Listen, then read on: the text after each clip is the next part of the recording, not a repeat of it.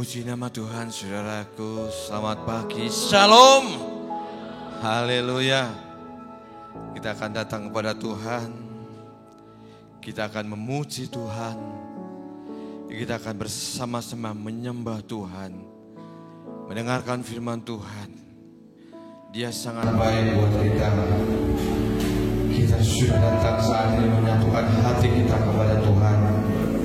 Untuk menyatakan cinta kita kepada Tuhan sebagai rasa ucapan syukur yang Tuhan limpahkan atas hidup kita. Kita akan tinggikan Dia, kita akan agungkan Dia. Yesus, ku cinta Kau, ku tinggikan Tuhan, ku selama-lamanya. Haleluya.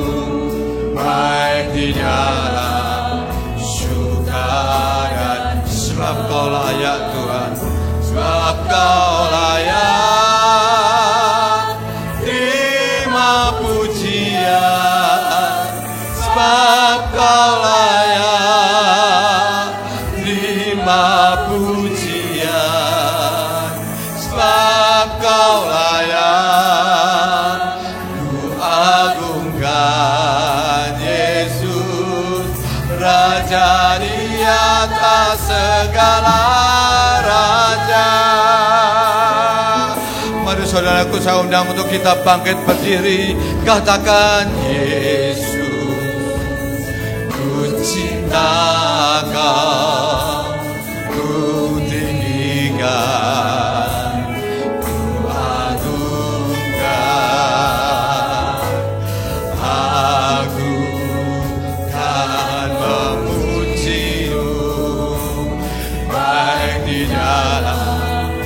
memuji-Mu baik di dalam Kau layak Tuhan, Kau layak terima pujian, sebab Kau layak terima pujian, sebab Kau layak ku agungkan. Yesus, Raja di atas segala raja, sebab Kau layak. Hanya Dia yang layak, hanya Yesus yang layak.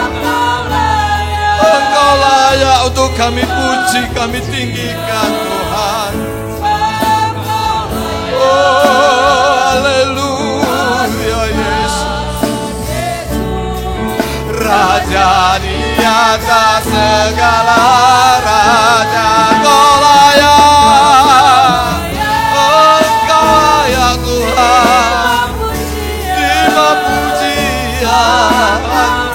Kami memuji-Mu Tuhan, kami menyembah-Mu Tuhan. Kau layak ku agungkan.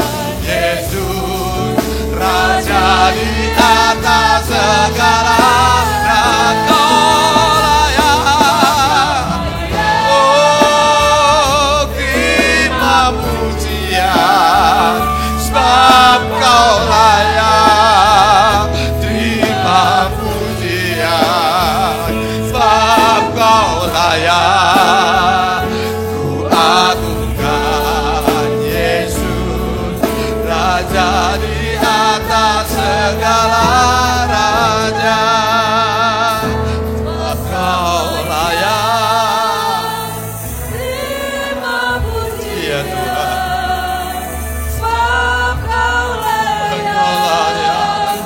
Raja kami.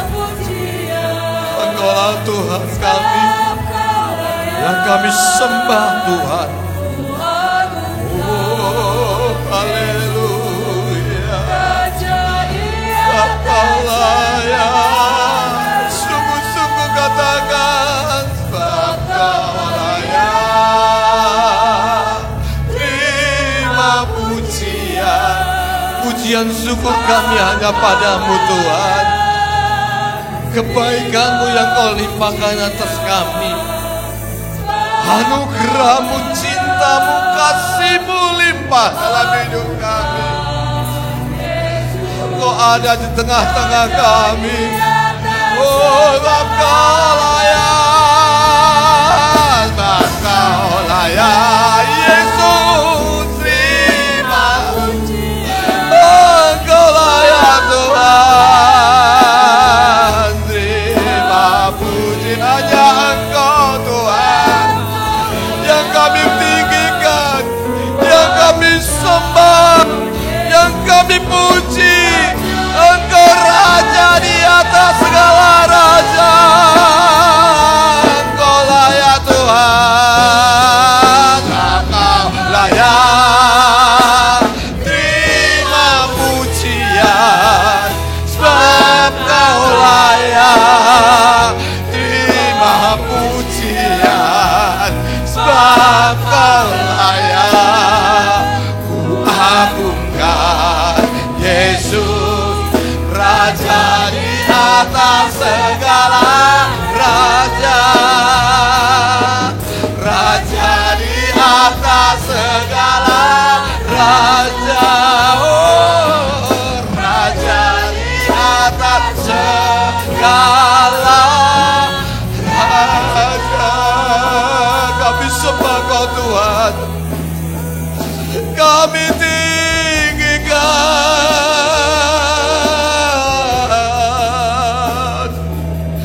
Yesus. Sembah, sembah Tuhan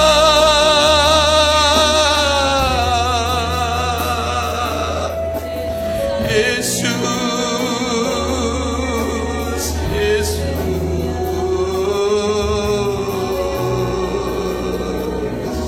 Kami sangat bersyukur kepadamu Tuhan. Kami sangat berterima kasih kasih-Mu yang limpah dalam hidup kami. Saat ini kami datang ke hadirat-Mu Tuhan bersama-sama seluruh sidang jemaat. Engkau sudah memberikan waktu dan kesempatan buat kami untuk kami datang kepadamu ya Tuhan. Engkau sudah berikan kesehatan, kesempatan untuk kami datang ke hadirat-Mu. Biar kami bawa segala yang ada dalam hidup kami Tuhan. Kami mau persembahkan hanya kepadamu ya Tuhan, sebagai Raja di atas segala raja, yang layak untuk kami tinggikan, yang kami puji ya Tuhan. Hidup kami serahkan dalam tangan-Mu. Engkau sudah berikan kesehatan, kesembuhan buat hamba-Mu ya Tuhan. Sudah memberikan kesehatan, kesembuhan buat yang lain yang sekarang ini belum bisa datang. Engkau mau menjamah mereka ya Tuhan. Berikan kekuatan, kesehatan, kemampuan sehingga suatu saat nanti bisa datang bersama-sama dengan kami untuk memuji dan meninggikan Engkau sebagai Raja di atas segala raja. Terima kasih untuk berkat-Mu Tuhan. Terima kasih untuk waktu dan kesempatan. Sekarang kami serahkan ibadah kami, awal pertengahan hingga akhir. Engkau ada di tengah kami, Engkau memberkati kami, Engkau berhadir di tengah-tengah kami. Seluruh pelayan kami serahkan dalam tangan-Mu Tuhan. Dan hamba-Mu juga yang akan menyampaikan kebenaran firman-Mu, Engkau urapi ya Tuhan. Terima kasih ya Bapa di surga. Kami serahkan ibadah kami hanya di dalam nama Tuhan Yesus Kristus. Haleluya Tuhan. Amin. Silakan duduk saudaraku. Kita akan membawa hidup kita lebih dalam dan lebih dalam lagi untuk menyembah Tuhan. Sebab besar kasih setia Tuhan atas hidup kita. nyata di sepanjang hidup kita. Lebih dalam kami ingin menyembah-Mu Tuhan, bersyukur segala perkara Tuhan. Haleluya Yesus.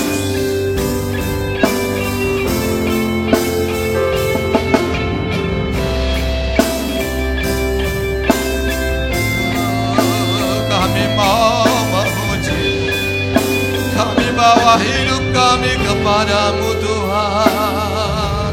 Sungguh besar setiamu,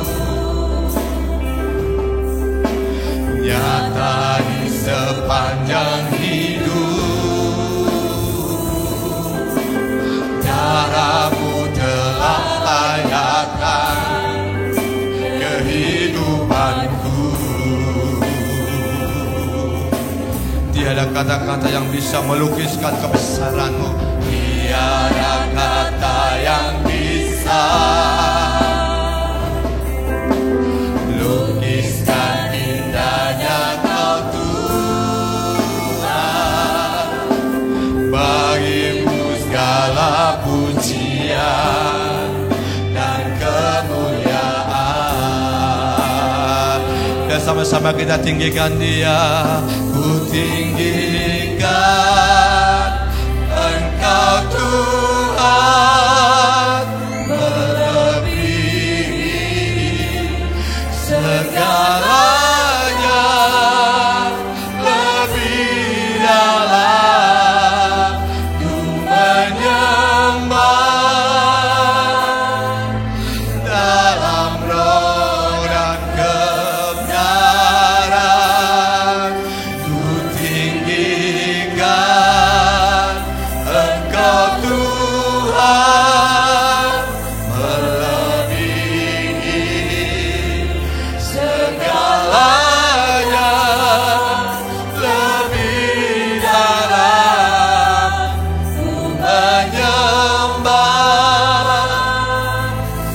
dalam roh dan kebenaran selamanya. Haleluya Yesus. Oh, kami mau lebih mengasihi-Mu Tuhan. Sungguh besar setiamu, nyata di sepanjang hidupku. Darah-Mu telah layakkan kehidupanku. Tiada pernah kata yang bisa untuk melukiskan indahnya Kau Tuhan. Tiada kata yang bisa lukiskan indahnya Kau Tuhan. Bagi-Mu segala pujian dan kemuliaan.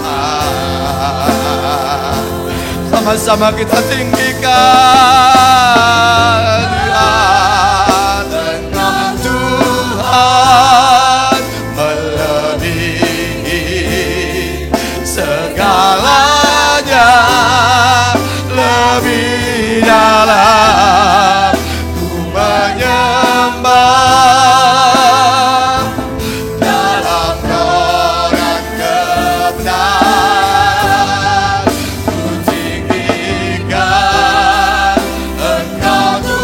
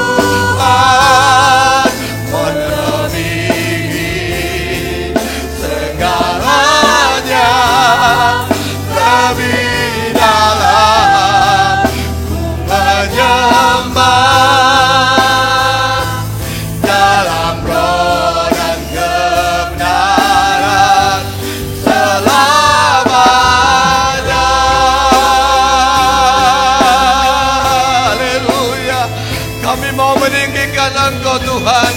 Kami mau memuji Engkau Tuhan selama-lamanya. Selama Kau berikan kesempatan buat kami, selama kami masih hidup, kami mau meninggikan Engkau, kami mau memuji Engkau dengan segenap hati. Segala puji syukur hanya bagi-Mu Tuhan.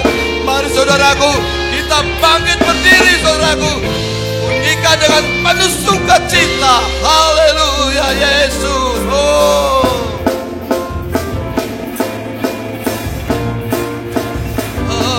Syukur kami naikkan kepadamu Tuhan. Haleluya Yesus. Katakan, segala puji syukur hanya bagi-Mu Tuhan, sebab Kau yang layak dipuja. Kami mau bersorak, haleluya, tinggikan nama-Mu.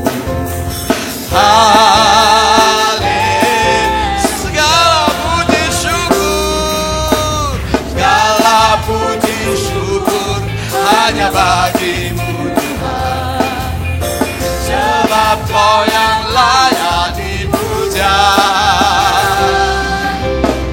Kami mau bersorak, tinggikan nama-Mu. Haleluya, katakan sorak haleluya. Soraklah haleluya, soraklah haleluya. Haleluya,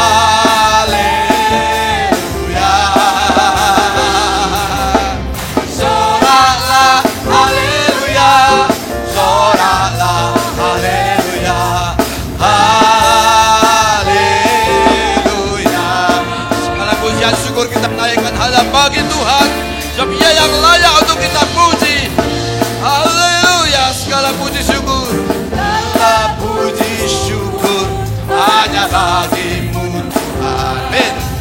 Sebab Kau yang layak dipuja.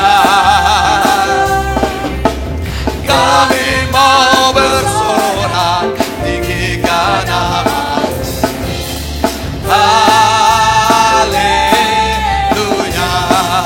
soraklah, soraklah haleluya, soraklah haleluya. Haleluya, soraklah haleluya, soraklah haleluya, haleluya,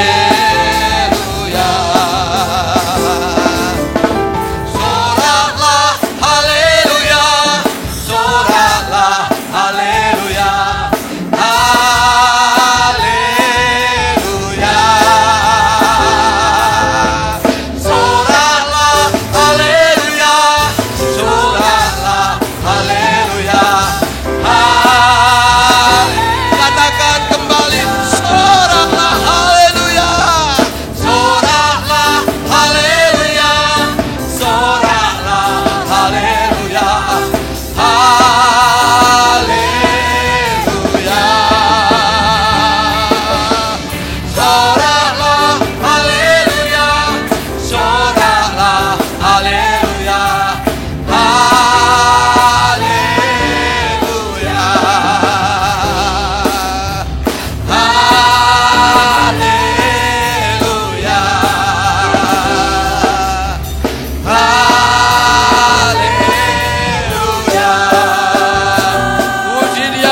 dalam tempat kudusnya. Haleluya, puji Dia. Oh, dalam tempat kudusnya, puji Dia. Oh, karena Dia berkuasa, puji Dia. Oh, karena kebesarannya, Dia yang bernafas memuji. Katakan kembali, puji Dia. Oh, dalam tempat kudusnya, puji Dia. Oh, karena Dia berkuasa, puji Dia. Oh, karena kebesarannya, biar yang bernafas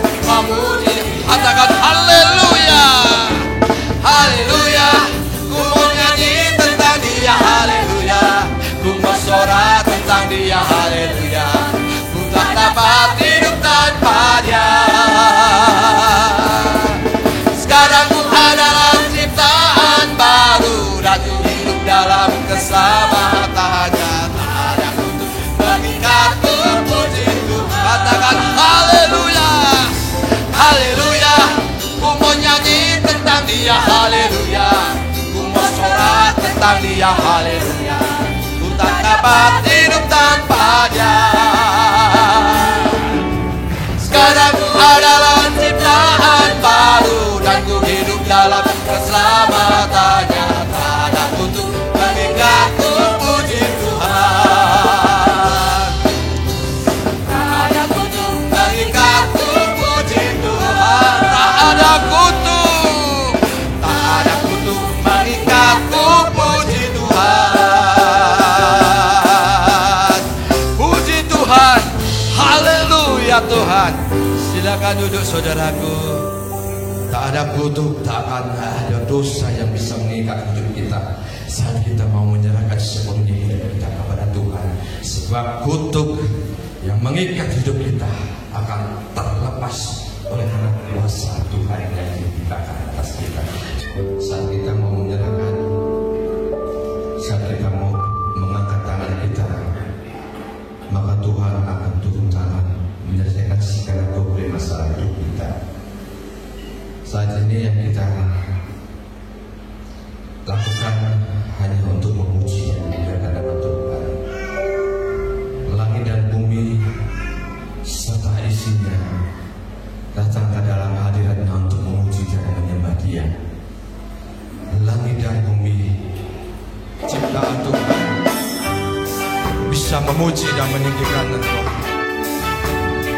Saya persembahan bisa dijalankan. Haleluya Yesus.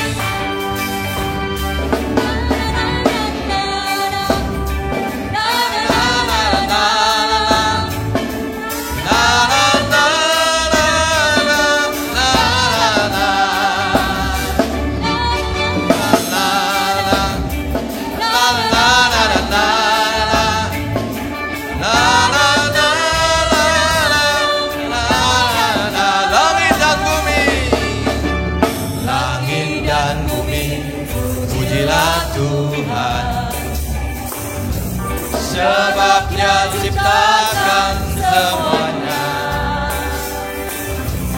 keagungannya mengatasi langit bumi.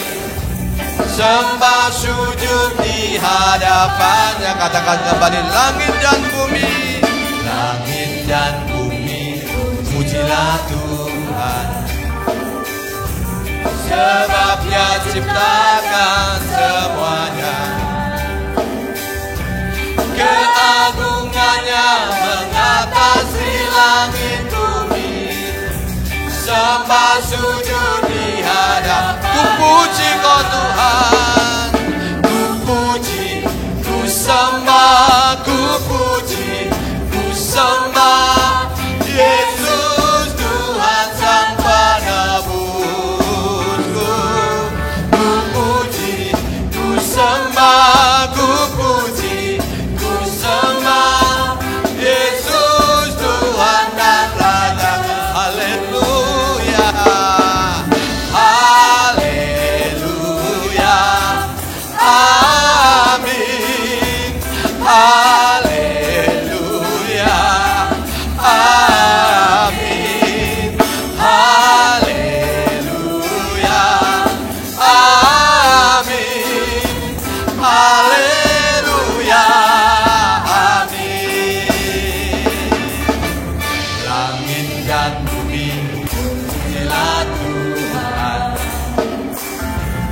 Sebab Dia ciptakan semuanya,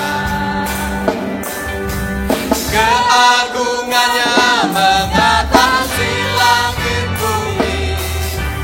Sembah sujud di hadapan. Ku puji, ku sembah, ku puji. Bapak saudaraku, kita bangkit berdiri. Haleluya Tuhan. Oh, Yesus Tuhan dan Penebus. Ku puji, ku sembah Yesus Tuhan. Katakan haleluya, haleluya, haleluya, amin, haleluya Tuhan, haleluya, amin, haleluya,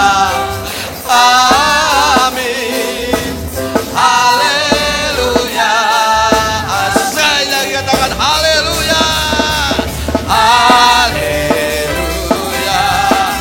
amin. Haleluya, amin. Haleluya, amin. Haleluya, amin. Haleluya, oh haleluya Tuhan, haleluya, amin. Haleluya, silakan duduk saudaraku. Oh, penuh sukacita mensyukuri segala perkara yang bisa menimpa hidup kita. Apapun itu, Tuhan ingin yang terbaik buat kita. Yesus, Engkau sungguh baik dalam hidup kami. Yesus, nama-Mu indah selalu menghiasi langkah-langkah hidup kami. Engkau yang mampu menolong kami. Engkau yang bisa memberikan pertolongan buat kami. Yesus, Engkau sungguh baik Tuhan. Hanya aku serahkan hidup kami kepadamu Tuhan. Yesus, haleluya Yesus.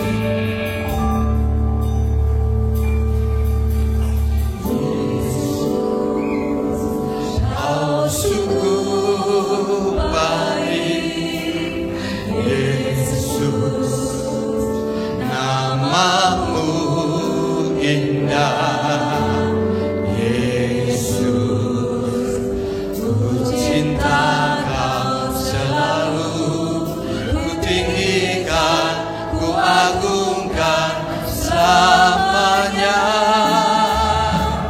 Yesus, Kau sungguh baik Yesus, nama-Mu indah Yesus, ku cinta Kau selalu, ku tinggikan, ku agungkan selamanya. Ku mau memuji-Mu, ku selalu puji-Mu, ku mau menyembah-Mu, ku selalu sembah-Mu. Kau yang layak terima semua pujian, kemuliaan hanya bagi Tuhan. Kemuliaan hanya bagi Tuhan, yang layak untuk kita puji, yang layak untuk kita selalu sembah. Haleluya. Yesus, Kau sungguh baik Yesus, nama-Mu indah Yesus, ku cinta Kau selalu, ku tinggikan, ku agungkan selamanya. Yesus, Yesus, Kau sungguh baik Yesus, nama-Mu indah Yesus, ku cinta Kau selalu, ku tinggikan, ku agungkan selamanya. Mari kita bangkit berdiri saudaraku, memuji-Mu, ku selalu puji-Mu, ku mau menyembah-Mu, ku selalu sembah-Mu. Kau yang layak terima semua pujian, kemuliaan hanya bagi Tuhan. Ku mau memuji-Mu,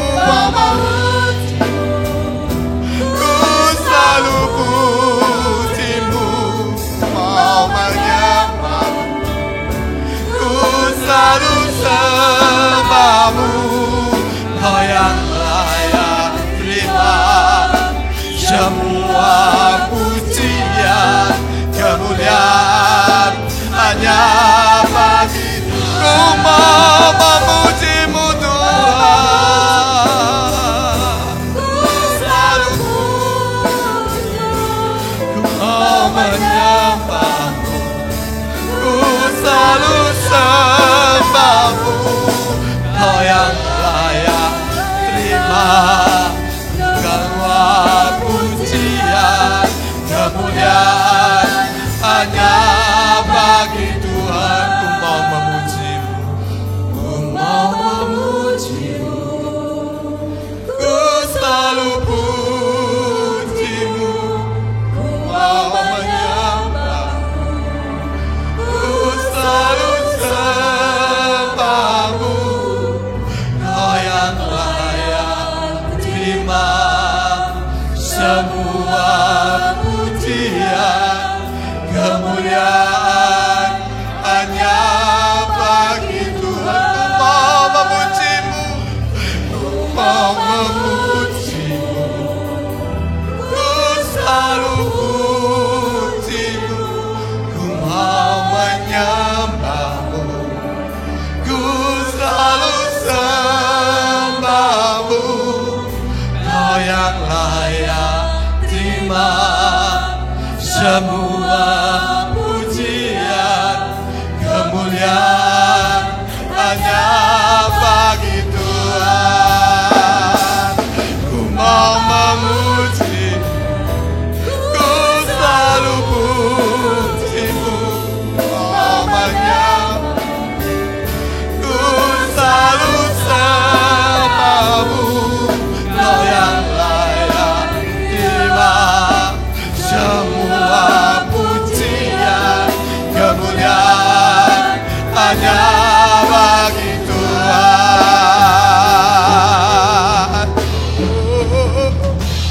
Ku mau memuji, ku selalu puji-Mu, ku mau menyembah-Mu, ku selalu sembah-Mu. Kau yang layak terima semua pujian kemuliaan hanya bagi Tuhan.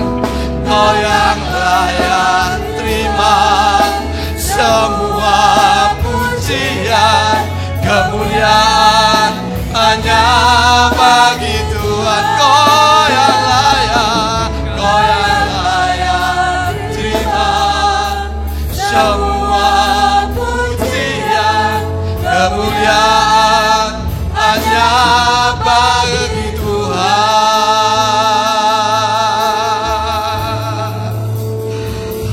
Engkaulah Tuhan satu-satunya pribadi yang layak menerima pujian dan sembah kami.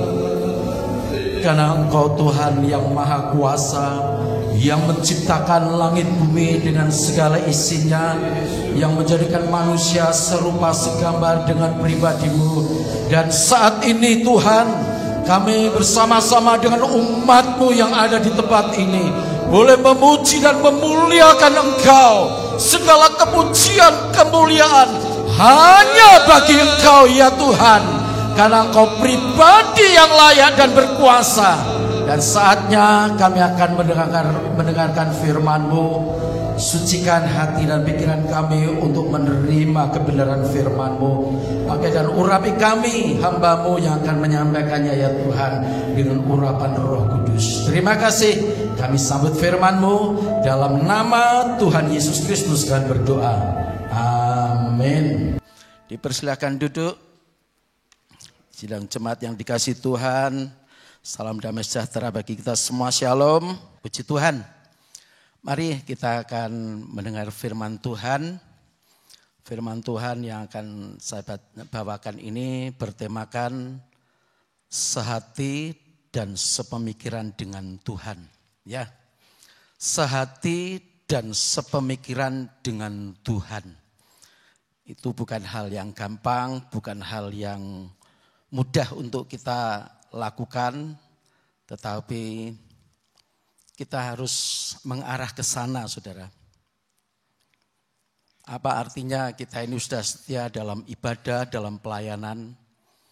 Tetapi kalau kita belum sehati, sepemikiran dengan Tuhan, nanti arah perjalanan kekristenan kita pasti akan melenceng. Ya, pasti akan melenceng. Tidak sesuai dengan program Tuhan. Tapi kalau kita sehati dan sepemikiran dengan Tuhan, walaupun ini berat, tetapi ini harus kita perjuangkan, harus kita pergumulkan. Sampai hati kita ini benar-benar sehati, pikiran kita ini sepemikiran dengan Tuhan. Ya, kalau tidak, hidup kita pasti akan tersesat. Ya, kita akan melihat dulu di dalam kitab Mazmur pasal yang 139. Kitab Mazmur 139 ayat 23 dan 24. Mari bacakan. Selidikilah aku ya Allah dan kenalah hatiku. Ujilah aku dan kenalah pikiran-pikiranku. Lihatlah apakah jalanku serong dan tuntunlah aku di jalan yang kekal. Ini kerinduan Raja Daud. Dia berkata, selidikilah aku. Ya, apa yang diselidiki? Dan kenalah hatiku. Tuhan ingin Raja Daud selalu diselidiki dan dikenal Tuhan hatinya. Yang kedua, ujilah aku dan kenalah pikiran-pikiranku. Dia rela diuji untuk lebih dikenal oleh Tuhan. Apa? Pikirannya. Pikiran-pikiran Raja Daud. Lihatlah apakah jalanku serong. Dalam terjemahan lama, apakah jalanku celaka. Dan tuntunlah aku di jalan yang kekal atau jalan kehidupan. Ya. Ini dari ayat ini kita tahu bahwa Raja Daud ingin hidupnya itu benar-benar sehati dan sepemikiran dengan Tuhan. Itulah sebabnya dia rela diselidiki. Dia minta, selidikilah aku. Ya. Tuhanlah yang menyelidiki hati. Tuhan yang tahu persis, kenal hati saya dan saudara. Tuhan juga yang menguji dan Tuhan juga yang mengenal persis pikiran-pikiran saya dan saudara. Ya. Kita harus meniru seperti Raja Daud ini. Walaupun dia memiliki kedudukan yang tinggi, seorang raja yang sangat disegani dan sangat dihormati oleh rakyatnya pada waktu itu. Tetapi dia memiliki satu kelembutan hati. Ya. Terbukti dia ingin hatinya itu selalu diselidiki. Dia tidak ingin tidak sehati dengan Tuhan. Dia tidak ingin tidak sepemikiran dengan Allah yang disembah. Dia ingin ditunjukkan apakah jalanku ini benar. Apakah jalanku ini tidak menuju kepada kecelakaan atau celaka atau kebinasaan. Ya. Dan dia minta dituntun, digembalakan untuk selalu ada di jalan yang kekal. Jalan kebenaran, jalan kehidupan. Ya. Kalau kita tidak sehati sepemikiran dengan Tuhan, ketika kita sudah diberkati mungkin, kita sudah memiliki kedudukan seperti Daud, sudah terkenal, ya bisa melenceng, bisa berubah. Yang dulu mungkin begitu setia, aktif, mengasihi Tuhan, tapi lama-lama setelah diberkati, ya hidupnya sangat mapan dan bahkan kaya. Kalau kita ini tidak sehati sepemikiran dengan Tuhan, bisa berubah di tengah perjalanan, bisa maleh. Ya, yang tadinya itu Wah, benar-benar sungguh-sungguh berdoa, bergumul, sering mengadakan doa puasa. Tetapi setelah dijawab oleh Tuhan, setelah diberkati, setelah masalahnya terselesaikan, hatinya bisa berubah, pikirannya bisa berubah. Itulah sebabnya saya mengambil tema pagi hari ini. Mari kita pergumulkan untuk kita tetap sehati dan sepemikiran dengan Tuhan. Mau saudara? Amin. Ya, memang enggak gampang. Sedangkan Tuhan sendiri berfirman, rancanganku atau pikiranku itu bukan pikiranmu. Ya, ini pernah disampaikan oleh Bapak Gembala beberapa minggu yang lalu. Saya memang tidak hadir, tapi saya mendengarkan lewat YouTube ya. Rancangan atau pikiran Tuhan itu bukan pikiran kita. Dan jalan kita bukan jalan Tuhan. Kalau kita mau jujur, pikiran dan rancangan kita ini bertolak belakang dengan pikiran dan rancangan Tuhan. Dan itu selalu terjadi, saudara. Sejak manusia hidup di dalam dosa, ya, di situ manusia tidak lagi sehati sepemikiran dengan Tuhan. Ya, selalu bertolak belakang. Coba kita lihat Yeremia 17. Ya, dalam kitab Yeremia 17.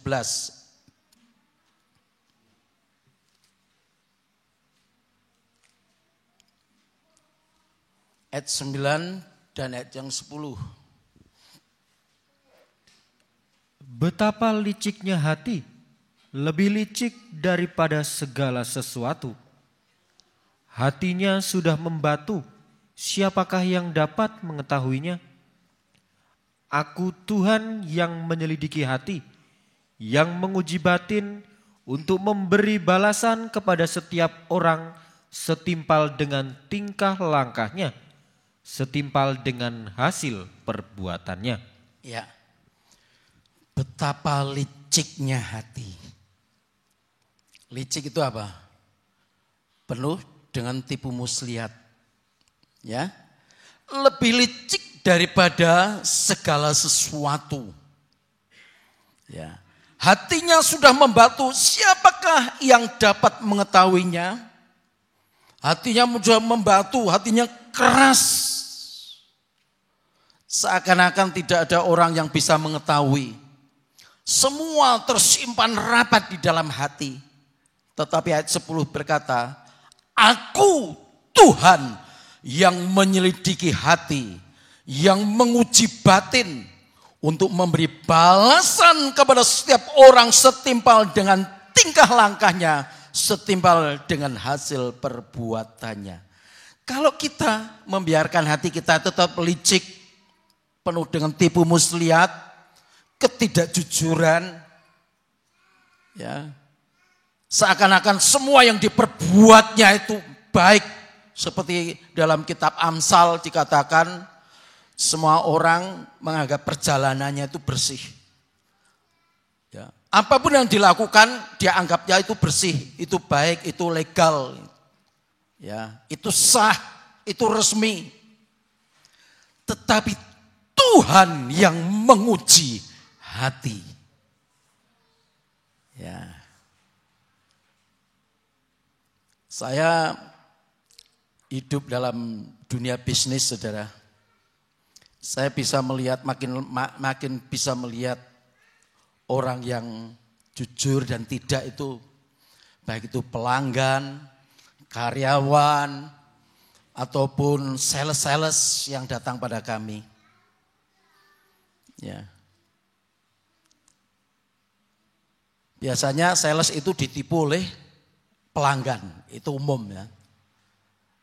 Tapi sering juga sales itu menipu pelanggan, bisa terjadi. Saya ketemu dengan seseorang anak Tuhan, wah omongannya bagus sekali, dia rohani, betul-betul rohani. Tapi di balik itu saya melihat kelicikan hatinya. penuh dengan tipu muslihat ternyata. Setelah saya dengar dari beberapa bos yang saya kenal dan dia kenal dia ngomong, wah hati-hati dengan dia, hati-hati dengan, wah benar ternyata. Itulah kelicikan hati, saudara. Tetapi ayat 10 dikatakan, aku Tuhan yang menyelidiki hati dan menguji batin. Bukan hanya menyelidiki, tapi yang lebih mengerikan, Tuhan akan membalas kepada setiap orang setimpal dengan tingkah langkahnya. Nah, kalau kita membiarkan hati kita licik, saudara, nanti ada balasan dari Tuhan. Sekarang mungkin enggak apa-apa, ini menguntungkan. Ya. Ini rezeki, tapi sebetulnya bukan rezeki itu. Ya.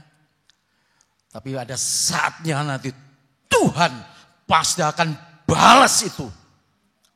Setiap kelicikan. Ya. Itulah hati manusia. Ya. Nah, kita kembali kepada Daud. Daud ingin hatinya itu diselidiki.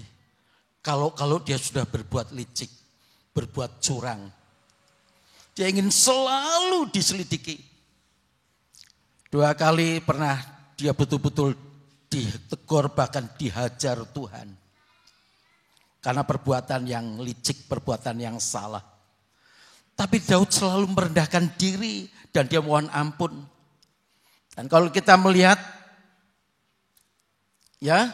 figur daripada Daud ini, dia tidak mengulangi kesalahan yang kedua kali, apalagi yang ketiga dan seterusnya.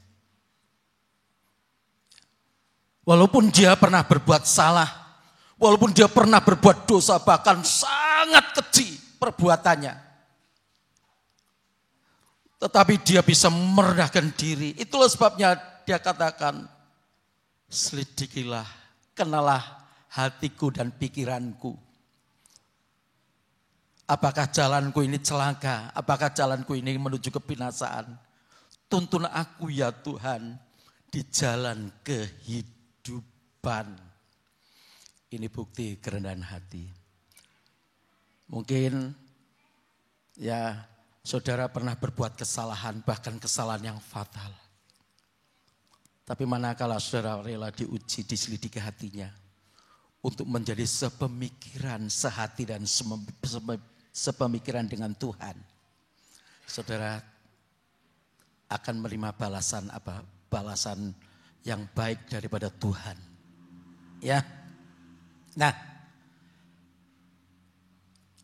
Daud ini seorang yang betul-betul berkenan kepada Tuhan. Sejak semula dia dipilih untuk menjadi raja menggantikan Saul. Tuhan sudah memilih Daud karena apa? Hatinya. Kisah Rasul 13 ayat 22. Kisah Rasul 13 ayat 22.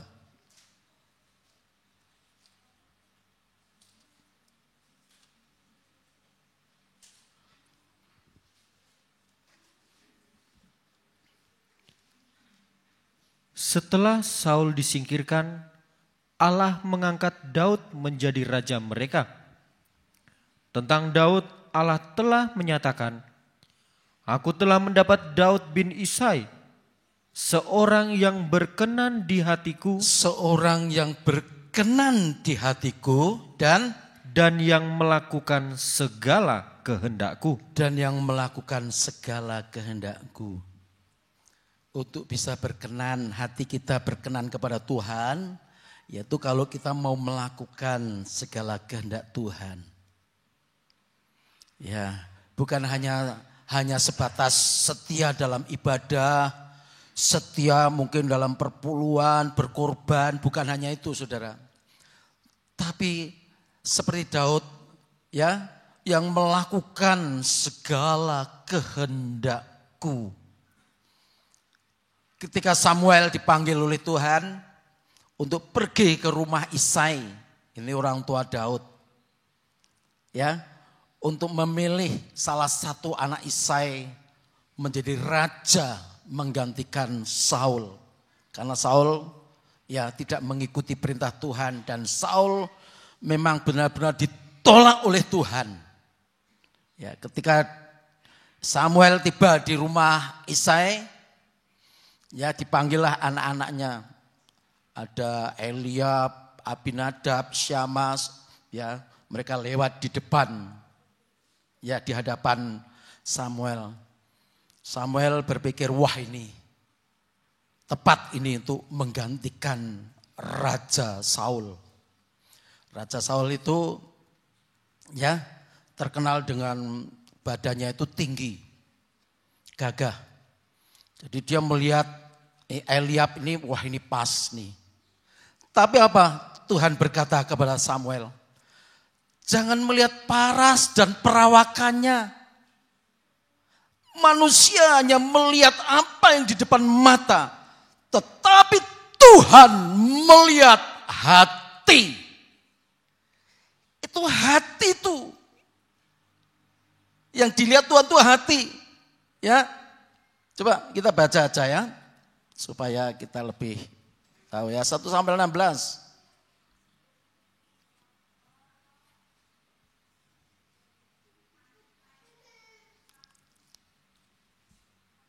Ayat 7 saja ya. Ayat 7 saja dibacakan. Tetapi berfirmanlah Tuhan kepada Samuel, janganlah pandang parasnya atau perawakan yang tinggi, sebab aku telah menolaknya. Bukan yang dilihat manusia yang dilihat Allah. Bukan yang dilihat manusia yang dilihat Allah. Manusia melihat apa yang di depan mata. Kita ini bisa tertipu dengan pandangan kita. Saya tertipu dengan seseorang yang omongannya halus, rohani. Dan dia kalau, wah saya bicara rohani, dia sangat respon. Wah dia mengaminkan. Tapi hatinya tidak seperti apa yang dikatakan. Manusia melihat apa yang di depan mata, tetapi Tuhan melihat hati. Tetapi Tuhan melihat hati. Tuhan tidak memandang paras dan perawakan saya dan saudara. Tapi Tuhan melihat hati saya dan saudara. Ya. Manusia gampang tertipu dengan pandangan apa yang di depan mata. Saudara bisa tertipu dengan seseorang. Ya, mungkin dia orang kaya. Mungkin dia orang yang berkedudukan. Tetapi hatinya kita tidak tahu. Setelah kita tertipu, mungkin setelah kita dirugikan, mungkin kita baru tahu, oh seperti itu hatinya, licik, penuh tipu muslihat. Ya. Dan Daud ini seorang yang berkenan di hati Tuhan. Kalau kita ingin sehati dan sepemikiran Tuhan, mari kita belajar melakukan kehendak Tuhan. Ya, belajar melakukan kehendak Tuhan, penuntunan Tuhan. Ya. Matius 16 ayat 21 sampai 23.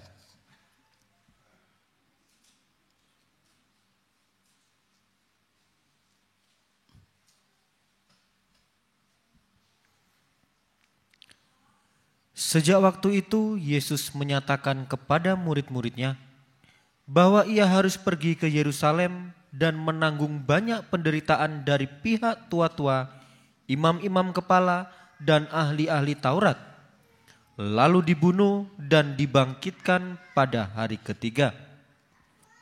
Tetapi Petrus menarik Yesus ke samping dan menegur dia, katanya, Tuhan, kiranya Allah menjauhkan hal itu. Hal itu sekali-kali takkan menimpa engkau. Maka Yesus berpaling dan berkata kepada Petrus, enyahlah iblis, engkau suatu batu sandungan bagiku. Sebab engkau bukan memikirkan apa yang dipikirkan Allah, melainkan apa yang dipikirkan manusia. Ya,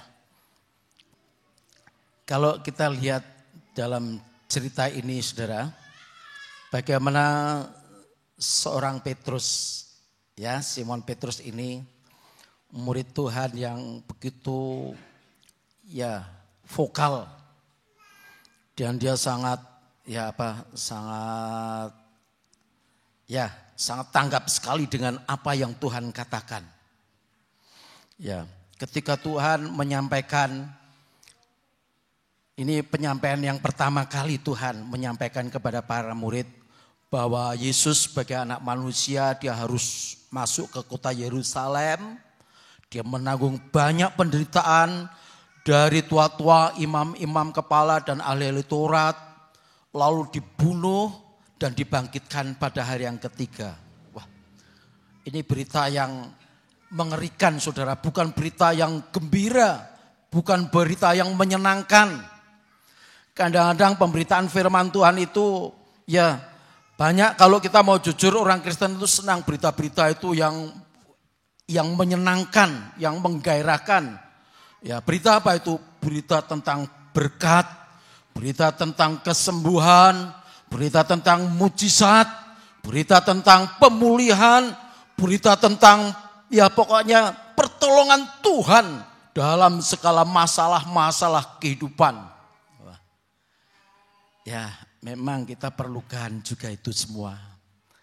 Tetapi pemberitaan Tuhan tidak cukup hanya sampai di situ, saudara. Ada saatnya, ya, dikatakan di sini sejak waktu itu Yesus mulai menyatakan kepada murid-muridnya. Setelah sekian lama mereka ikut Tuhan Yesus dan mereka bisa melihat mujizat demi mujizat yang Tuhan lakukan. Kesembuhan demi kesembuhan yang terjadi. Di ayat sebelumnya, di pasal sebelumnya, Tuhan menyembuhkan seorang perempuan Kanaan yang sakit, yang anaknya sakit sangat menderita, disembuhkan. Setelah itu Tuhan memperbanyak roti. Ya, 2 kali Tuhan memperbanyak roti. Mengenyangkan semua yang hadir pada waktu itu. Ya. Kalau kita bicara tentang berkat, bicara tentang kesembuhan, tentang mujizat, wah itu berita yang betul-betul sangat dibutuhkan, sangat menjadi kebutuhan utama daripada jemaat. Tapi tidak selamanya seperti itu, saudara. Itulah sebabnya ayat mengatakan sejak waktu itu Yesus mulai menyatakan. Apa yang dinyatakan? Bahwa anak manusia itu harus masuk Yerusalem, akan menanggung banyak penderitaan sampai puncaknya mati dibunuh. Tetapi pada hari yang ketiga bangkit. Dibangkitkan pada hari yang ketiga. Langsung Petrus seorang yang sangat responsif ya. Menarik Yesus ke samping. Tuhan, kiranya Allah menjauhkan hal itu. Hal ini jangan sekali-kali terjadi. Secara manusia saudara, seperti yang Petrus itu seorang yang loyal dengan gurunya. Membela gurunya, pokoknya tidak rela kalau gurunya itu ya harus menderita apalagi sampai mati. Ya, bahkan dia pernah semboyan, aku mau mati bersama-sama dengan kau sekalipun mereka semua gugur iman, aku tidak. Aku akan menjadi pembela, menjadi pendukung. Ya. Tapi itu pikiran manusia. Bahkan pikiran manusia daging yang dikuasai oleh iblis. Ya. Kalau misalkan saya seorang guru seperti Tuhan Yesus, kemudian ada murid yang memberikan dukungan seperti itu. Wah, saya akan memberikan apresiasi kepada dia. Ya, saya akan anggap dia itu seorang pendukung yang loyal. Yang memiliki satu dukungan yang sangat saya butuhkan. Itu kalau saya pikiran manusia. Tapi Tuhan tahu apa yang ada dalam pikiran, apa yang ada di dalam hati Petrus. Maka Tuhan, ayat 23 coba bayangkan, ayat 23. Maka Yesus berpaling dan berkata kepada Petrus, "Nyala iblis, engkau suatu batu sandungan bagiku, sebab engkau bukan memikirkan apa yang dipikirkan Allah, melainkan apa yang dipikirkan manusia." Yang ditegur, yang dibestrap itu, saudara, ya, itu iblis yang ada di dalam Petrus. Ya, manusia nih saudara ya. Manusia Petrus seperti saya dan saudara juga manusia. Di cerita sebelumnya saudara, cerita sebelumnya itu apa? Petrus menyatakan bahwa engkaulah Mesias, anak Allah yang hidup. Ketika Tuhan tanya, menurut kata orang siapakah aku ini? Ada yang mengatakan Yohanes, ada yang mengatakan salah satu daripada nabi Yesaya, Yeremia dan lain sebagainya. Tapi Yesus tanya kepada murid-murid, kalau menurut kamu siapa aku? Petrus yang menyatakan, engkaulah Mesias, anak Allah yang hidup. Tuhan berkata, bukan kamu Petrus yang mengatakan, tapi Bapakku yang di surga. Petrus pada waktu itu dipakai oleh Tuhan. Tapi bukan, kalau kita dipakai Tuhan itu bukan hebat, bukan segalanya saudara. Tapi secepat itu juga, tidak berselang lama. Ini ceritanya berurutan dari perikop sebelumnya, perikop kemudian ini. Ya yang kita baca. Petrus dipakai oleh siapa? Iblis. Jadi kita manusia bisa dipakai Tuhan, tapi juga bisa dipakai oleh iblis. Maka kita jangan bangga sekali kalau dipakai Tuhan. Ya. Saya makin lama itu makin menyadari, wah, pekerjaan khotbah ini, wah, bagi saya itu pekerjaan berat. Karena saya bertanggung jawab bukan hanya kepada manusia, tapi saya langsung bertanggung jawab di hadapan Tuhan. Dan saya dinilai bukan hanya kepada jemaat, saya dinilai juga kepada ya orang-orang di sekitar saya, di lingkungan saya bekerja, di kota saya Wonosobo. Ya. Calon besan saya ya. Saya katakan calon besan saya ini baru calon ya. Mengatakan papahnya kepada anaknya yang hubungan sama Yuna itu, kamu jangan main-main dengan dia, anaknya orang benar, dia itu tua-tua gereja. Saya dengar itu saudara, makin saya prihatin saudara, bukan saya bangga, wow itu hebat toh. Loh, saya itu malah prihatin loh, berarti orang kan memandang. Kalau saya bertingkah tidak sesuai dengan firman Tuhan langsung, wah itu toh, wah. Lebih mending kalau ya tidak dikenal lah. Walaupun kita orang rohani, ya, tapi walaupun tidak dikenal, tapi justru ya kalau misalkan ada sedikit cacatnya, celahnya itu ora ketoro. Ya, ini namanya manusia loh. Maka saya bicara khotbah ini, aduh, kalau bukan kekuatan Tuhan, siapakah ini saya ini, saudara? Saya bukan latar belakang pendidikan sekolah Alkitab, pendidikan formal aja, saya cuma S2, saudara. SMP kelas 2 maksudnya. Kelas 2 aja nggak naik, saudara. Di pertengahan dulu itu kuartal kedua, belum semester tapi kuartal kedua, saya itu sudah menyatakan meluluskan diri dari sekolahan. Ya, karena masalah, karena problem dalam keluarga. Ya. Nah, manusia bisa dipakai Tuhan, tapi juga secepatnya juga bisa dipakai iblis. Kalau saya dan saudara ini tidak sepemikiran dengan Tuhan, Tidak mustahil kita semua bisa dipakai iblis. Mau? Ini pertanyaan menantang loh. Kalau tidak mau, kita harus sepemikiran dengan. Kalau kita tidak mau dipakai iblis, kita harus sepemikiran dengan. Ya. Kalau kita tidak sepemikiran dengan Tuhan, bisa dipakai iblis. Begitu kita tidak sepikiran dengan Tuhan, langsung iblis itu. Wah, cepat sekali. Sama dengan kita memberi kesempatan kepada iblis. Ketika kita sudah tidak lagi sepemikiran dengan dia. Ya. Maka Tuhan yang Tuhan enyahkan, yang Tuhan usir itu bukan Petrusnya.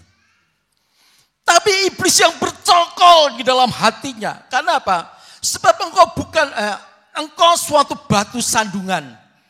Jadi pikiran iblis itu yang masuk dalam kita, dalam diri manusia seperti masuk dalam pribadi Petrus itu. Menjadi sandungan bagi Tuhan. Menjadi batu sandungan. Sebab engkau bukan memikirkan apa yang dipikirkan Allah. Melainkan apa yang dipikirkan manusia. Jadi kalau pemikiran kita ini pemikiran manusia terus. Apa salah kita berpikir manusia? Memang tidak salah. Kita memikirkan usaha, memikirkan anak, memikirkan keluarga. Tidak salah. Tapi apa yang kita pikirkan semuanya itu harus sejalan dan sepemikiran Tuhan. Enggak salah saya memikirkan usaha. Sampai saya diberkati sekarang. Enggak salah kalau Bapak Gembala memikirkan keluarga. Tapi apa yang kita pikirkan ini harus sepemikiran, sejalan dengan pikiran Tuhan. Kalau tidak sejalan dengan pemikiran Tuhan, nanti iblis yang bercokol. Ya, nanti iblis yang bercokol. Ya, itulah sebabnya saudara. Kita harus memiliki satu pergumulan. Ayo saya ajak saudara, terutama dimulai dari saya yang menyampaikan ini. Apakah saya sudah sehati sepemikiran dengan Tuhan? Tentunya saya sedang terus mempergumulkan diri. Ya, saya pamitkan anak saya ini belum pulang, masih posisi di Surabaya, mungkin siang ini kembali dan di Solo masih ada urusan yang harus diselesaikan. Ya. Sedianya saya mengikuti dengan keluarga mereka di Surabaya sampai di Solo dan saya pulang nanti malam ya. Minggu ini saya tidak ada di tempat ini. Tapi karena Bapak Gembala dalam keadaan yang kurang sehat, harus dirawat di rumah sakit, maka jadwal saya ajukan, ya saya harus pulang. Hari Sabtu saya harus standby di rumah dan hari Minggu seperti sekarang ini saya bisa melayani Tuhan. Tentu saya merindukan, saya harus sehati sepemikiran dengan Tuhan. Kalau saya menuruti hati dan pikiran saya bisa, saya bukan gembala, saya bukan pendeta, bisa cari yang lain. Tapi kalau saya mau belajar sehati sepemikiran dengan Tuhan, saya harus memiliki rasa tanggung jawab. Dan tanggung jawab saya ini di hadapan Tuhan tentunya. Bukan saja di hadapan sidang jemaat, tapi di hadapan Tuhan. Ya.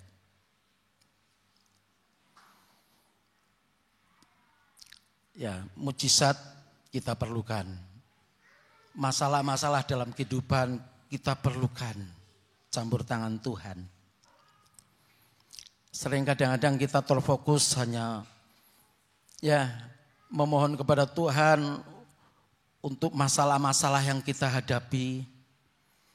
Untuk sakit-penyakit yang kita hadapi seperti kesaksian Ibu Sri Yuwarti tadi.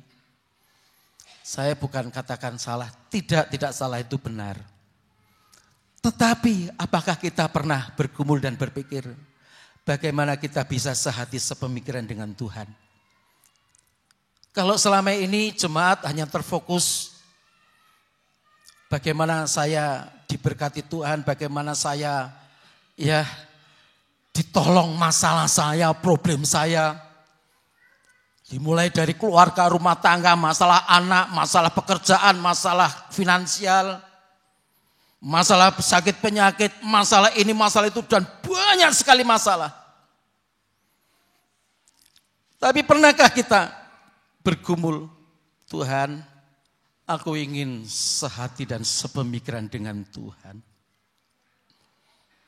Kalau kita mau sehati sepemikiran dengan Tuhan, dan itu benar-benar berkenan kepada Tuhan, persoalan-persoalan kehidupan, Tuhan sendiri yang akan menanggung.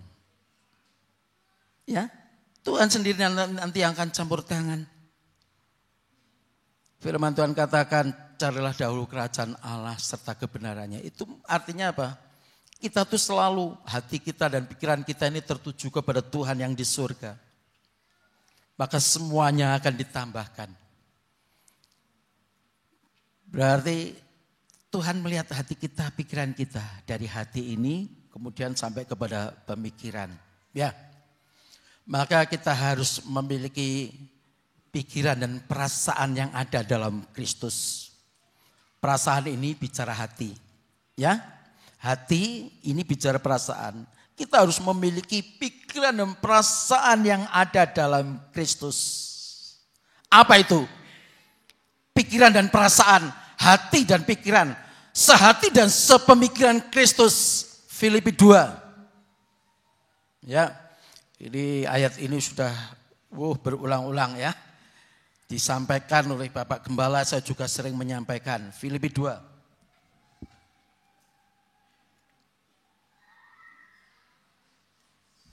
Ayat 5-8. Hendaklah kamu dalam hidupmu bersama menaruh pikiran dan perasaan yang terdapat juga dalam Kristus Yesus, yang walaupun dalam rupa Allah tidak menganggap kesetaraan dengan Allah itu sebagai milik yang harus dipertahankan, melainkan telah mengosongkan dirinya sendiri dan mengambil rupa seorang hamba dan menjadi sama dengan manusia.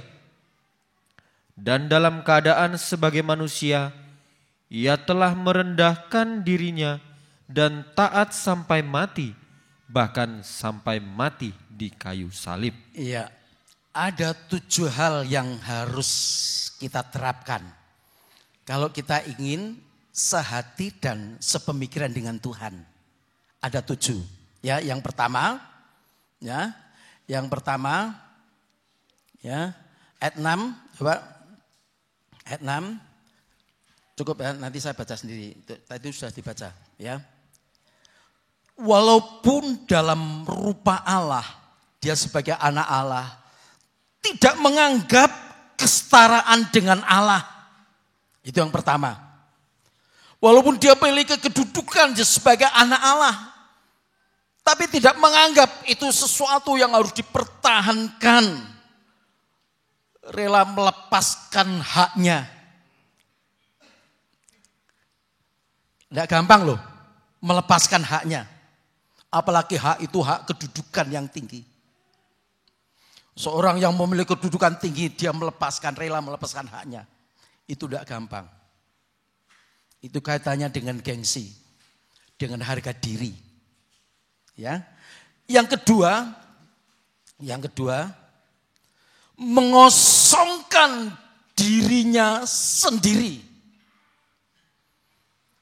Berani kita mengosongkan diri kita sendiri? Wow. Apalagi kalau dia punya nama, punya kedudukan, punya kekayaan. Tidak gampang itu untuk mengosongkan dirinya. Ini kalau kita mau sehati sepemikiran dengan Tuhan, ini harus terjadi, saudara. Yang ketiga, dia mengambil rupa seorang hamba. Bukan tuan, bukan majikan yang minta dihargai, dihormati. Tapi seorang hamba merendahkan diri, mengambil rupa seorang hamba. Menjadi budak. Ya, tidak ada harganya, saudara. Apalagi zaman dulu, saudara. Zamannya perbudakan itu, saudara. Namanya budak itu walaupun manusia itu sama sekali tidak ada harganya. Yang punya harga apa? Majikan yang dia memelihara budak itu. Kalau dipajang itu budak-budak itu di panggung. Kemudian ada orang pembeli kayak barang dibeli. Setelah dibeli, dia harus bekerja. Enggak digaji. Cukup dimakani aja, dikasih makan, uang kenyang. Supaya kuat, supaya sehat. Kerjaannya supaya maksimal. Kalaupun dia seorang budak, dia mau dibunuh, mau diapa, enggak ada hukum yang menuntutnya. Karena apa? Itu sudah dibeli. Itu zaman dulu ada perbudakan seperti itu. Tapi sekarang sudah dihapuskan. Yesus mengambil rupa seorang hamba. Yang keempat, menjadi sama dengan manusia. Manusia yang lemah. Manusia yang penuh dengan kekurangan ini. Tapi dia dikatakan menjadi sama itu bukan berarti sifat tabiatnya seperti manusia saya dan saudara. Tapi dia menjadi sama dengan manusia itu supaya dia menjadi imam besar. Itu yang ditulis dalam Ibrani. Ya. Kemudian yang kelima, merendahkan diri. Yang keempat, taat sampai mati. Ketaatan itu bukan taat sekarang. Besok sudah tidak taat, bukan. Taat sampai akhir hayatnya. Kalau kita ingin sehati sepemikiran Tuhan, buktikan ketaatan kita dalam hal mengikut Tuhan. Taat dalam ibadah, taat dalam pelayanan, taat dalam segala sesuatu yang Tuhan perintahkan. Bukan hanya pada masa muda, tapi setelah tua, ya sudah berubah pikirannya enggak. Yesus taat sampai mati dan ketujuh, mati di atas kayu salib. Ya, matinya itu sangat tragis. Oh, nggak bisa kita bayangkan, saudara. Anak Allah yang memiliki kedudukan yang maha tinggi, tapi rela betul-betul mengosongkan diri. Merendahkan diri, mengambil rupa seorang hamba. Merendahkan diri, taat sampai mati, dan puncaknya mati di kayu salib, dibuktikan bahwa dia adalah pribadi yang taat. Kalau kita ingin sehati sepemikiran dengan Tuhan, ini harus kita terapkan. Tadi ayat 5 dikatakan, coba ulangi baca, ayat 5, ulangi baca. Hendaklah kamu dalam hidupmu bersama. Hendaklah kamu dalam hidupmu bersama. Menaruh pikiran dan perasaan yang terdapat juga dalam Kristus Yesus. Menaruh pikiran dan perasaan. Ini sehati dan sepemikiran dengan Tuhan Yesus. Kalau ini bisa diterapkan, saudara, dikatakan di sini, hendaklah kamu dalam hidupmu bersama. Hidup bersama itu bisa suami istri, anak-anak, keluarga rumah tangga. Ya, hidup bersama juga bisa dikatakan berjemaat semacam ini. Hidup bersama juga bisa bersama-sama dengan masyarakat di lingkungan kita di mana kita berada. Hidup bersama juga bisa di tengah-tengah pekerjaan di mana saudara bekerja. Sebagai seorang guru, sebagai seorang karyawan, sebagai seorang apapun profesi saudara, saudara bisa hidup bersama. Dan itu bisa dipraktekkan kalau kita ini memiliki hati sehati dan sepemikiran dengan Tuhan. Ya, kalau kita ini bisa hati dan sepemikiran dengan Tuhan, kita bisa hidup bersama dalam keadaan yang damai sejahtera. Ya, apa itu hidup bersama? Coba kita baca mulai ayat 1 sekarang. Filipi tadi ya, Filipi 2. ayat 1 sampai 4. Jadi karena dalam Kristus ada nasihat, ada penghiburan kasih, ada persekutuan roh, ada kasih mesra dan belas kasihan. Karena itu sempurnakanlah sukacitaku dengan ini. Hendaklah kamu sehati sepikir dalam satu kasih, satu jiwa, satu tujuan, dengan tidak mencari kepentingan sendiri atau puji-pujian yang sia-sia. Sebaliknya, hendaklah dengan rendah hati yang seorang menganggap yang lain lebih utama daripada dirinya sendiri. Dan janganlah tiap-tiap orang hanya memperhatikan kepentingannya sendiri, tetapi kepentingan orang lain juga. Iya, cukup. Ya. Dalam Kristus ada nasihat, ada penghiburan kasih, ada persekutuan roh, dan ada kasih mesra dan belas kasihan. Itu yang dituliskan Rasul Paulus kepada jemaat di Filipi. Karena itu sempurnakanlah sukacitaku dengan ini. Apa? Yang pertama, ya, 1, sehati sepikir. 2, satu kasih. 3, satu jiwa. 4, satu tujuan. 5, tidak mencari kepentingan sendiri atau puji-pujian yang sia-sia. Yang keempat, dengan rendah hati yang seorang menganggap yang lain lebih utama dari dirinya sendiri. Yang ketujuh, memperhatikan kepentingan orang lain. Ayat 4 itu dikatakan, dan janganlah tiap-tiap orang hanya memperhatikan kepentingannya sendiri tetapi kepentingan orang lain. Ada 7 perkara yang harus ya dikerjakan. Bisa enggak kita sehati sepikir dalam keluarga rumah tangga? Bisa kalau kita menaruh pikiran dan perasaan Kristus, sehati dan sepikiran dengan Kristus.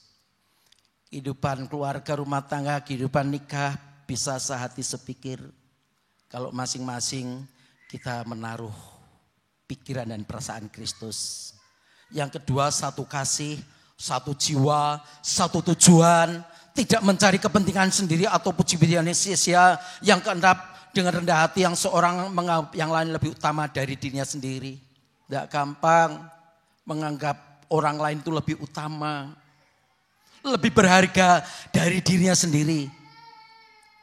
Coba kalau seorang kaya raya, pintar, punya titel, punya kekayaan, plus punya kekuasaan,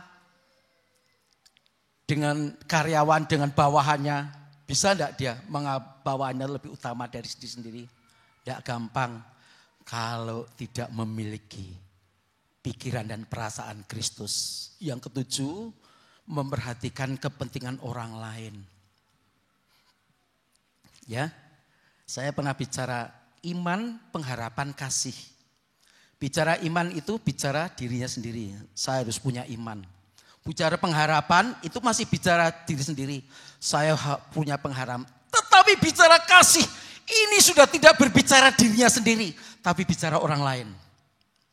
Maka yang terbesar adalah iman, perbuatan kasih yang terbesar adalah kasih. Karena apa? Kasih ini sudah tidak bicara diri sendiri, tapi bicara orang lain. Ini semua bisa kita lakukan dan terjadi dalam hidup bersama.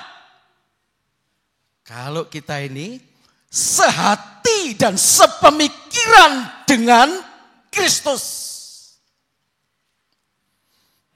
Ya. Jadi mulai ayat 2 sampai 4 ini bisa kita lakukan kalau kita ini benar-benar hidup menerapkan ayat 5 sampai yang ke-8. Ya.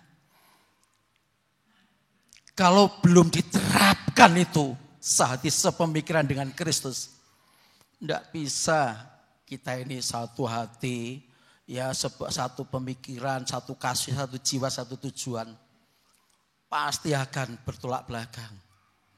Ya, ini harus dimulai dari kehidupan nikah, kehidupan keluarga rumah tangga. Nah, Bicara sehati sepemikiran Kristus, ini bukan hanya persoalan-persoalan jasmani yang kita perlukan. Tapi hati dan pikiran Kristus selalu tertuju kepada hidup dalam kekudusan, hidup di dalam kehendak Tuhan. Sampai puncaknya adalah sempurna. Nah, bagaimana untuk kita ini bisa sehati sepemikiran dengan Tuhan? Ya, tentu harus ada sarananya. Saya ingin sehati sepemikiran dengan Tuhan, kita harus hidup di dalam roh. Roma 8.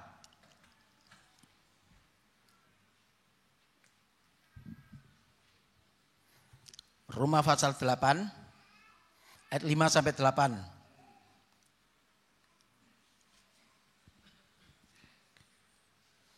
Sebab mereka yang hidup menurut daging memikirkan hal-hal yang dari daging. Mereka yang hidup menurut roh memikirkan hal-hal yang dari roh. Karena keinginan daging adalah maut, tetapi keinginan roh adalah hidup dan damai sejahtera. Sebab keinginan daging adalah perseteruan dengan Allah, karena ia tidak takluk kepada hukum Allah. Hal ini memang tidak mungkin baginya. Mereka yang hidup dalam daging tidak mungkin berkenan kepada Allah. Ya, sebab mereka yang hidup menurut daging memikirkan hal-hal yang dari daging. Ya, kalau dalam terjemahan lama, daging ini dituliskan tabiat duniawi. Ya, sebab mereka yang hidup menurut tabiat duniawi, itu daging itu tabiat duniawi, memikirkan hal-hal yang dari duniawi, daging. Mereka yang hidup menurut roh, memikirkan hal-hal yang dari roh.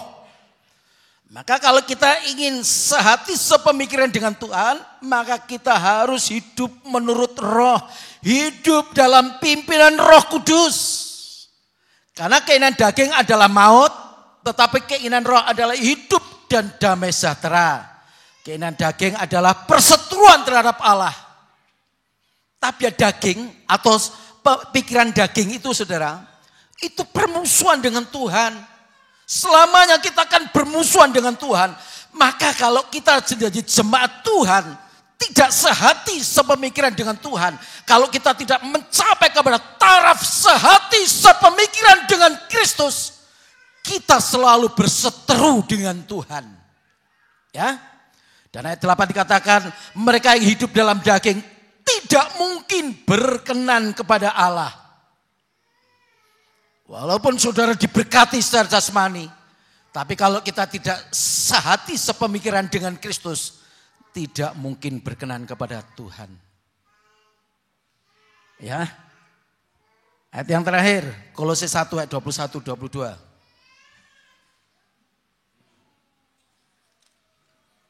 Kolose 1 ayat 21 dan 22. Juga kamu yang dahulu hidup jauh dari Allah dan yang memusuhinya dalam hati dan pikiran seperti yang nyata dari perbuatanmu yang jahat, sekarang diperdamaikannya di dalam tubuh jasmani Kristus oleh kematiannya untuk menempatkan kamu kudus dan tak bercela dan tak bercacat di hadapannya. Ya, kamu yang dahulu hidup jauh dari Allah, ya, dan yang memusuhinya dalam hati dan pikiran yang seperti yang nyata dalam perbuatanmu yang jahat. Jadi orang hidup jauh dari Allah itu bukan berarti orang, wah itu enggak pernah ibadah, wah itu sekarang enggak pernah melayani, itu jauh dari Allah. Enggak bisa kita katakan seperti itu. Bisa jadi saya setia ibadah, tapi bisa jadi saya jauh dari Allah. Kenapa? Hati dan pikiran kita ini bermusuhan dengan Tuhan. Ya. Apa buktinya kalau hati dan pikiran kita bermusuhan dengan Tuhan? Kita tidak sejalan dengan hati dan pikiran Tuhan. Ya, yang seperti yang nyata dari perbuatanmu yang jahat. Perbuatannya jahat, perbuatannya kotor, najis, penuh dengan percabulan. Apa yang keluar dari hati, itulah yang menajiskan. Sebab dari hati itu timbul pikiran, percabulan, ya keserakahan, iri, pembunuhan, kejahatan, dan lain sebagainya. Bisa jadi jemaat itu walaupun duduk setia dalam ibadah, tapi jauh dari Tuhan. Karena apa? Hati dan pikirannya itu memusuhi Tuhan, tidak sehati sepemikiran dengan Tuhan. Nah, inilah saatnya kita harus mau diperdamaikan. Ayat 22, tayangkan. Ayat 22. Sekarang diperdamaikannya di dalam tubuh jasmani Kristus oleh kematiannya. Tuhan sudah mati, sudah rela mengorbankan dirinya. Untuk apa? Untuk memperdamaikan. Saya dan saudara, ada sarana untuk kita mau diperdamaikan saat ini. Supaya hati dan pikiran kita ini tidak memusuhi Allah. Supaya perbuatan kita ini perbuatan yang sejalan, sepemikiran, sehati dan sepemikiran dengan Allah. Mau diperdamaikan oleh kematiannya. Untuk apa tujuan? Untuk menempatkan kamu kudus, tak bercela dan tak bercacat di hadapannya. Ini hati dan pikiran Tuhan itu selalu mau menempatkan jemaat itu kudus. Hati dan pikiran Tuhan selalu mau menempatkan jemaat itu kudus, tak bercacat celah, bahkan sempurna di hadapannya.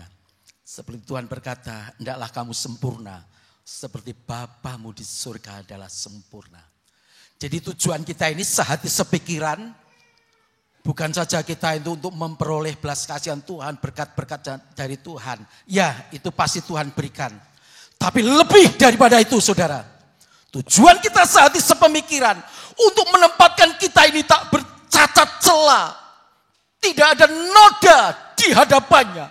Sempurna di hadapan Tuhan. Apa bisa? Kenapa tidak bisa?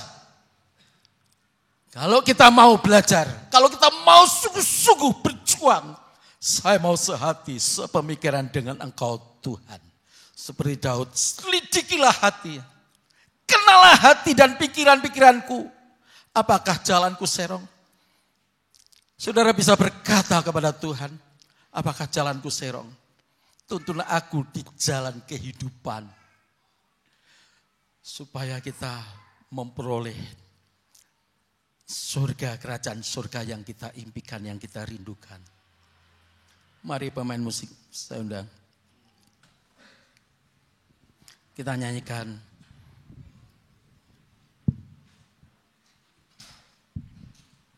Ku di hatimu, di pikiranmu, di rencanamu. Pakai.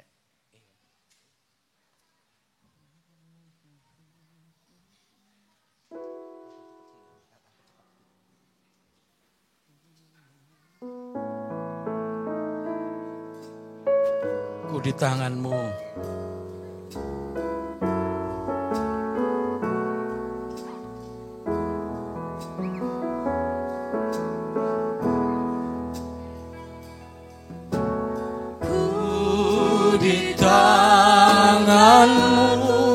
Di hatimu Tuhan, ku di hatimu, di pikiranmu, di rencanamu Tuhan, tak pernah ku sendiri, ku di tanganmu, ku di tanganmu.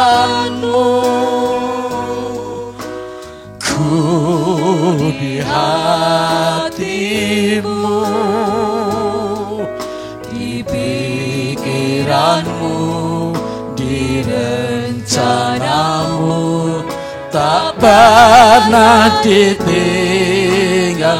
Ku di tanganmu, mari kita bangkit berdiri, semangat. Ku di tanganmu, ku di hatimu,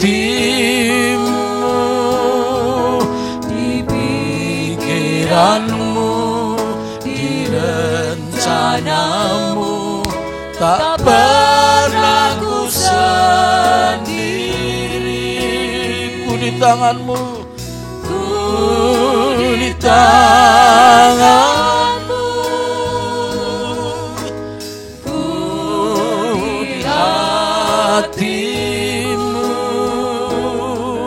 di pikiran-Mu, di rencana-Mu, tak pernah ditinggalkan. Terus nyanyikan sampai kita benar-benar ada benar sehati sepemikiran dengan Tuhan. Haleluya. Biar ini merupakan kerinduan saya dan saudara saat ini. Ingin selalu di tangan Tuhan, di pikiran Tuhan, di rencana Tuhan, di hati Tuhan. Oh, ku di tangan-Mu Tuhan. Dalam penuntunan tangan Tuhan yang penuh kuasa, relakan kita terus dituntun di jalan kehidupan. Di pikiranku, di rencana-Mu, tak pernah ditinggalkan. Lagi nyanyikan. Ku di tangan. Mari kita angkat tangan kita. Relakan kita mau dituntun Tuhan. Haleluya.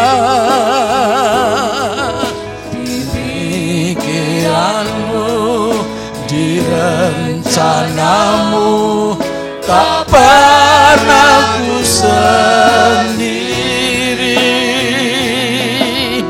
Ku di tangan-Mu,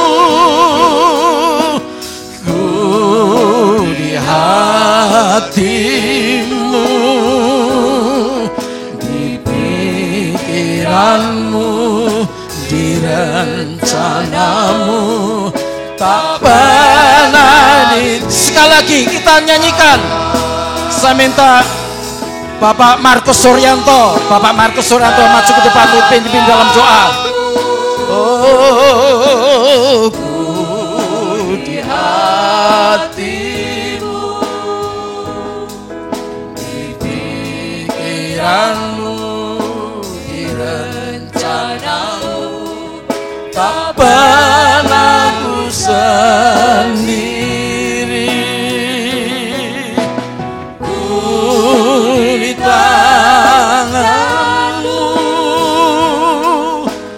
ku di hati-Mu. Haleluya. Di pikiran-Mu, di rencana-Mu, tak pernah ditinggalkan.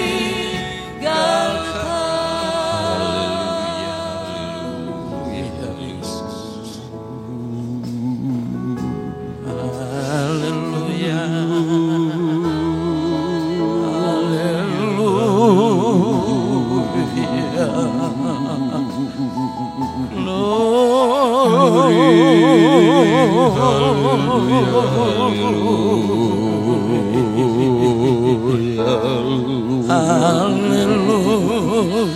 Terima kasih. Haleluya.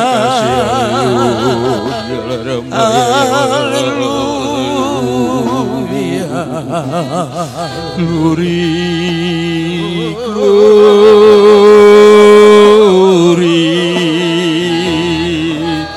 aku menyembah-Mu Tuhan Yesus. Haleluya.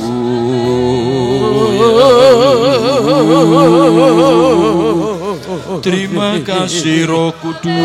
Haleluya. Haleluya. Haleluya.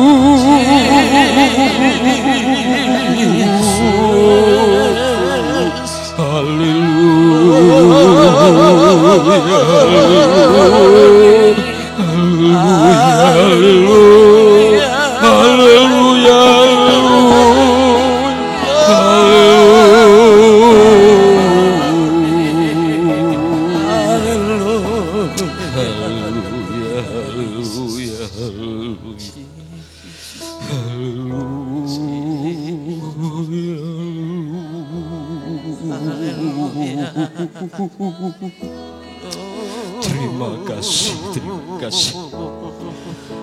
Bapa kami yang bertahta di dalam kerajaan sorga, yang kusembah, kuagung tinggikan di dalam nama Tuhan Yesus Kristus. Kami mengucapkan syukur dan terima kasih ya Tuhan, jikalau Engkau sudah memberkati ibadah di pagi hari ini. Firman-Mu sungguh mendidik kepada kehidupan kami, agar kami sidang jemaat-Mu mempunyai pemikiran dan perasaan seperti apa yang terdapat di dalam Tuhan Yesus Kristus. Kami mengaminkan Tuhan, karena kami akan menghadapi kesulitan-kesulitan di dunia ini. Jikalau kami mendengar berita dunia, begitu hiruk pikuknya dunia ini, yang dipikirkan dunia hanyalah tentang dunia, yang pada akhirnya hanya kesulitan dan keributan yang terjadi. Terus bagaimana kami menyikapi hal ini Tuhan? Firman-Mu mendidik kepada kami untuk supaya kami mendapatkan satu perlindungan mana kami hidup tidak bermusuhan dengan Allah, yaitu hidup harus tidak dikuasai oleh keinginan-keinginan hawa nafsu daging. Karena jikalau hidup kami dikuasai oleh keinginan-keinginan hawa nafsu daging, hanya dosa dan salah yang akan ku berbuat. Tetapi jikalau kami mau berdamai dengan Tuhan, Tuhan pasti akan membimbing, akan menuntun, akan melindungi di dalam kami menghadapi gelapnya dunia, jahatnya dunia saat sekarang ini ya Tuhan. Berita yang semakin gencar bagaimana orang Kristen selalu dimusuhi, itu sudah sesuai dengan firman-Mu.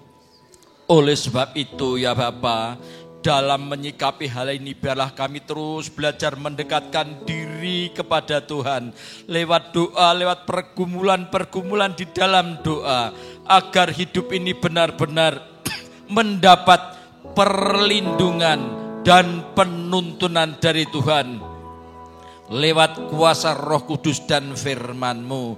Terima kasih Bapa, firman-Mu sungguh-sungguh memberi kekuatan bagi kami.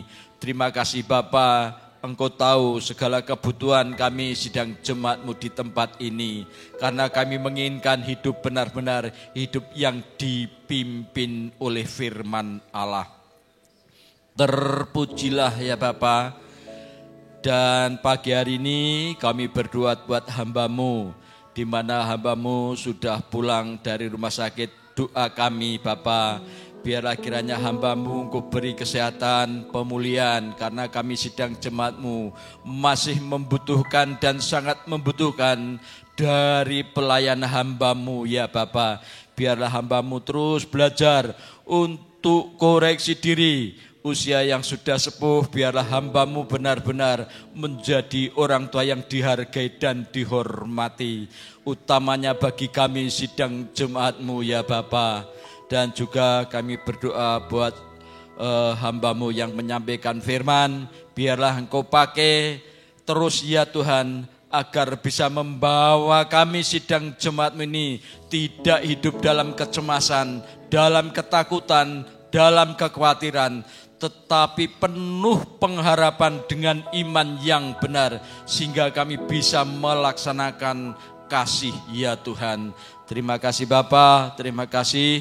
Mohon ampun segala dosa, kelemahan, kekurangan yang masih ada di dalam pribadi kami masing-masing Tuhan, agar supaya ke depan kami terus berjalan setapak demi setapak, tetapi terus berjalan di dalam kebenaran firman-Mu. Terima kasih Bapa. Demikian ucapan doa syukur kami peralaskan dan pinta di dalam nama Tuhan Yesus Kristus. Mari kita mengangkat tangan. Saudara-saudaraku yang dikasihi Tuhan, pulanglah ke rumah masing-masing Turunlah kiranya berkat damai sejahtera dari Allah Bapa, kasih sayang dan kebenaran Sang Putra, persekutuan Allah Rohul Kudus, menyertai saudara, melindungi saudara, memberkati saudara, dari sekarang, besok, bahkan sampai selama-lamanya, hingga hari Maranatha dalam nama Tuhan Yesus Kristus kami berdoa. Semua kita katakan, amin.